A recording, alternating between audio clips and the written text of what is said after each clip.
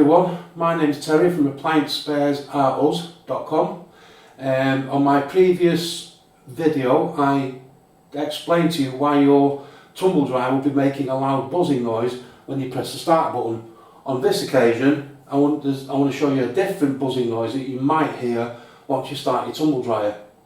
This video applies to every single dryer, whether it's Hotpoint, Venusi, Bosch, Beko, whatever it is.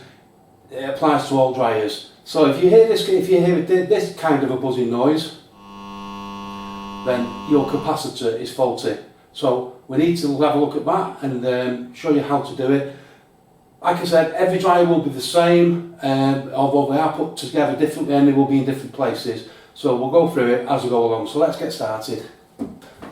So the first thing you're going to want to do is to pull it out and take the lid off, which we'll do now. Side panels will have to come off as well, so we'll do that now. That's the first step. So open the door just to pull it out.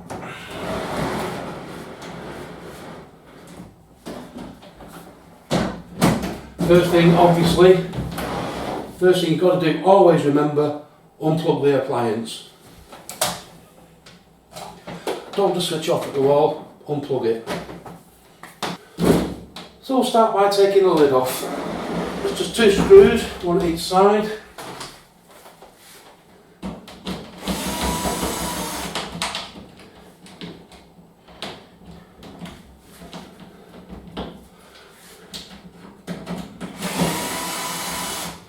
And then just give it a whack at the front of the lid like that, and then just pull it off.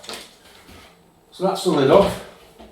Now, as I said to you before, different makes of dryers, the capacitor are in different places. If you happen to have a Beko tumble dryer, once you take the lid off, I'm not sure which side it's on, it's either that side or that side, but you'll see a long aluminium strip.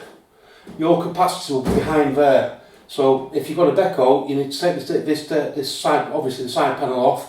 You'll see 2 screws, then you'll be able to take the long aluminium shaped box kind of thing off, and then you'll see the capacitor there. I'll show you the capacitor when we get this off. This is obviously an indicate or a Hotpoint basically. So what we need to do is take the side panel off on this one. So it's just screw there, and then 3 down the back. So I'm just going to whip these 3 down the back.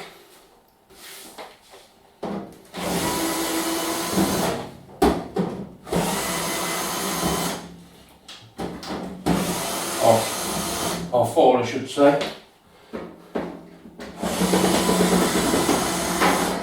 Now, if you've got a Beko, if you tilt it back, there'll be a screw right on the very bottom underneath here as well that you will need to take out. And the Beko one, you pull the side panel off. As it's a Hotpoint or as an Indesit one, you pull the panel this way. So we'll slide it off this way. Now then, we'll now look at the capacitor. So this is your capacitor.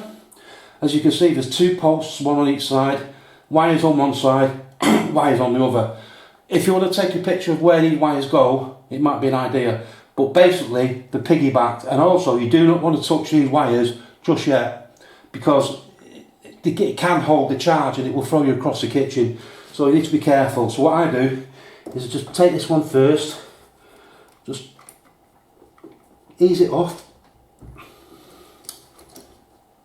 like that. Keep the wires together, because you'll find that they're piggybacked on. So one will be piggybacked onto the other one, so try not to separate them. If you do remember, it's just black. If you do, it's just black on one side, obviously, and red on the other. So I'm just going to just pull this off here.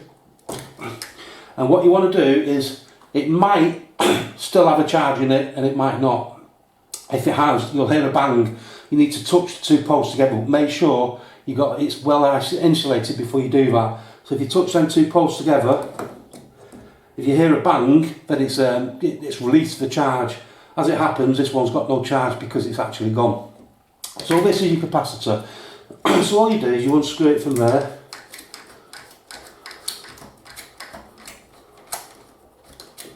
And just pull it out. There you go, just pull it out of there. And you get your new capacitor. and all you do is feed it back into there.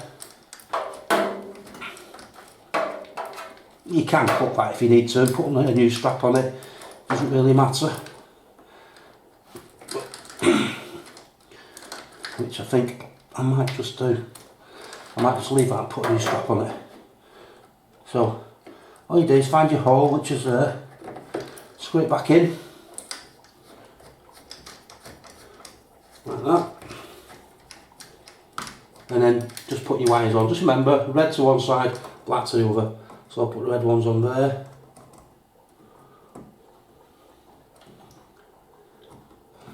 And the black one onto there.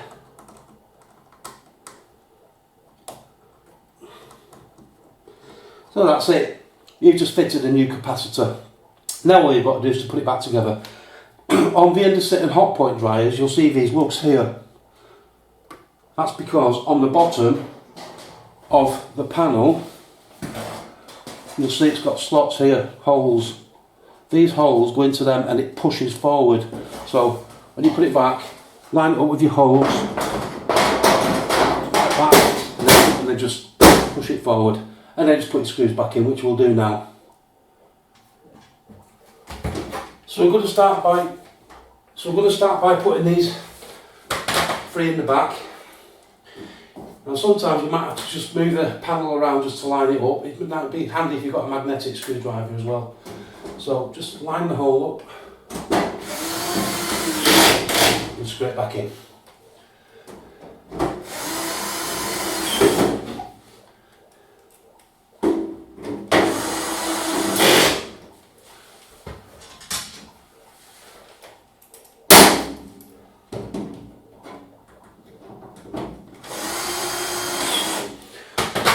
Make sure everything's fine at the back, as you can see on this one.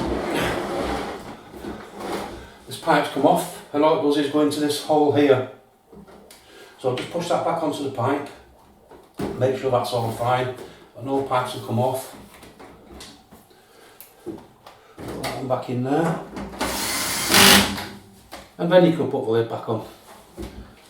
So all you do is you'll see some holes here. And you'll see hooks on the lid here.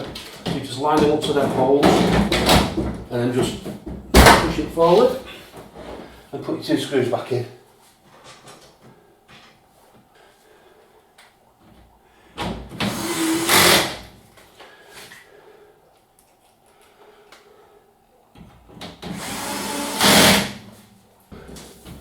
Just slot that back in. Plug it back in.